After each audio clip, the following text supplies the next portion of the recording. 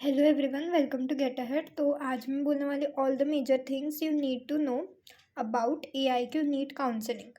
इससे पहले प्लीज़ अपने राउंड्स मत स्टार्ट करना। तो हमारे पास यहाँ पे एक फ्लो चार्ट है। तो सबसे पहले जैसा हमें पता ही है कि राउंड 1 कंडक्ट होने वाला है, मतलब स्टार्ट हो चुका है 14 अक्टूबर, मतलब आज से। तो अभी राउंड 1 स्टार्ट होगा, आप अपने प्रेफरेंस भरेंगे और दो चीज़ें हो सकती है, या तो आपको कॉलेज अलॉट होगा या तो आपको कॉलेज नहीं अलॉट होगा। तो अगर आपको कॉलेज अलॉट हो सकता है तभी भी दो पॉसिबिलिटीज़ है कि आपको या तो वो पसंद आएगा या तो आपको वो पसंद नहीं आएगा। तभी हम पहले बात कर लेते हैं कि अगर आपको पसंद आया है तो क्या हो सकता है। तो आपको एक ऑप्शन है कि आप उसी कॉलेज में बहुत ज़्यादा खुश है, आपको ट्राई नहीं करना कि अपग्रेडेशन के लिए, मतलब हो सकता है आपको पता हो कि जो ऊपर वाली कॉलेजेस जो आपने प्रेफरेंस में भरी है उस वो आपको मिल सकती है।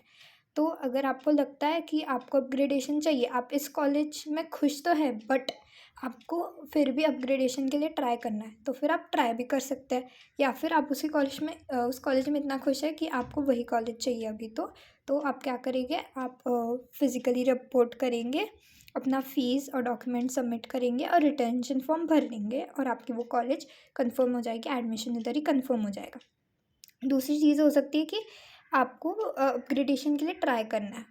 तो अभी यहाँ पे ध्यान देने वाली चीज़ है कि अपग्रेडेशन चाहिए तो भी आपको फिज़िकली रिपोर्ट करना है, अपने फ़ीस और डॉक्यूमेंट सबमिट करने हैं और वहाँ पे जाके बोलना है कि मुझे अपग्रेडेशन के लिए ऑप्ट करना है। और फिर आपको इस केस में रिटेंशन फॉर्म नहीं भरना है, वरना आपकी वही कॉलेज कंफर्म हो जाएगी। आपको रिटेंशन फॉर्म नहीं भरना है, आपको बस वहाँ पे सब चीज़ प्रोसेस करके अपग्रेडेशन के लिए ऑप्ट करना है। तो बहुत इम्पॉर्टेंट पॉइंट क्या है अपग्रेडेशन के बारे में कि अगर आप अपग्रेडेशन के लिए ऑप्ट कर रहे हैं, सपोज़ दो कॉलेजेस ले लेते हैं कि या तो आपके पास वीएमएमसी अभी अलॉट हुई है और आपको एम्स दिल्ली के लिए ट्राई करना है।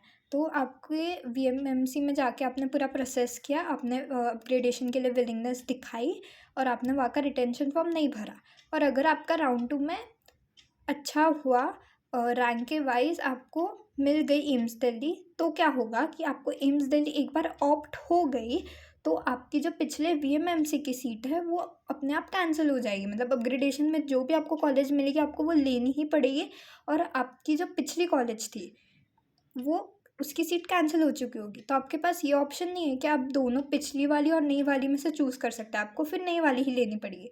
बट आई गेस वो मोस्टली होगा सबका, क्योंकि वो अपग्रेडेशन है, मतलब प्रेफरेंस लिस्ट के ऊपर वाली कॉलेज मिल रही होगी, तो मोस्टली आप उससे खुश होने चाहिए तभी अपग्रेडेशन के लिए ऑप्ट करिए। अगर आपको वो कॉलेज सच में पसंद हो, अगर आपको वो कॉलेज मिल गई, अपग्रेडेशन में आपका ऊपर नहीं गया और आपको कॉलेज मिल गए तो भी आप उसकी फ़ीस वगैरह भर पाए, आपको वो कॉलेज पसंद हो, तो ही आप अपग्रेडेशन के लिए ऑप्ट करिए। फिर ऐसा भी हो सकता है कि आपको कॉलेज तो अलॉट हुई बट आपको वो नहीं पसंद है, तो फिर आप क्या कर सकते हैं, राउंड 1 में आपके पास एक ऑप्शन है फ्री एग्ज़िट करने का। फ्री एग्ज़िट क्या होता है कि आपको वहाँ पे रिपोर्ट करने की ज़रूरत नहीं है, आपको कुछ भी नहीं करना है, आपकी फ़ीस भी फॉरफिट नहीं हो रही है। तो ये फ्री एग्ज़िट का मतलब मैंने बता दिया।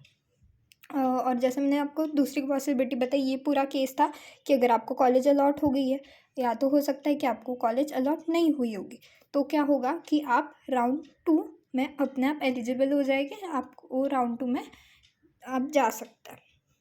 तो जैसे हमने बताया था अपग्रेडेशन भी होगा तो राउंड 2 के थ्रू ही होगा, तो आप राउंड 2 में अपने आप एलिजिबल हो गए हैं, और इन दोनों केसेस में आप राउंड 2 में जाएंगे। और आपको एक चीज़ का बहुत इंपॉर्टेंट ध्यान रखना है कि राउंड 2 में आप एलिजिबल तो हो गए बट आपको फ्रेश चॉइस फिलिंग करनी है। जब आप राउंड 2 में आपका स्टार्ट होगा तभी आपके जो पिछले चॉइसेस है वो कैरी फॉरवर्ड नहीं हो गए, आपको वापस से भरने हैं। अभी एक ऐसा भी केस हो सकता है कि किसी ने राउंड 1 में पार्टिसिपेट ही नहीं किया, रजिस्टर ही नहीं किया था, तो वो लोग भी अभी नए फ्रेश रजिस्ट्रेशन के थ्रू राउंड 2 में पार्टिसिपेट कर सकते हैं।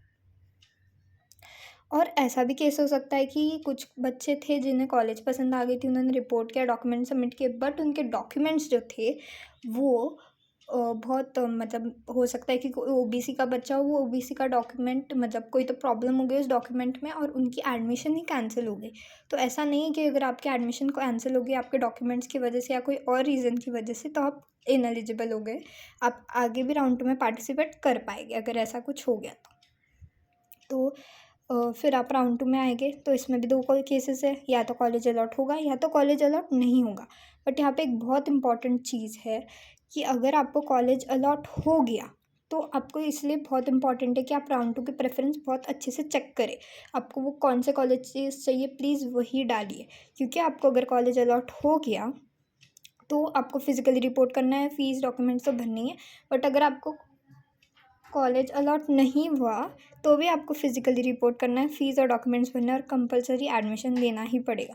और आप स्टेट काउंसलिंग में भी पार्टिसिपेट नहीं कर सकते, नेक्स्ट राउंड्स में भी पार्टिसिपेट नहीं कर सकते, क्योंकि जो मॉप अप राउंड और स्टे वैकेंसी राउंड्स हो गए वो सिर्फ उन बच्चों के लिए जिनका कॉलेज अलॉट नहीं हुआ। तो आई होप आपको ये पूरा चीज़ समझ आ गई होगी। मैं ये जो इसका PDF है वो मैं डिस्क्रिप्शन में डाल दूँगी। Thank you for watching.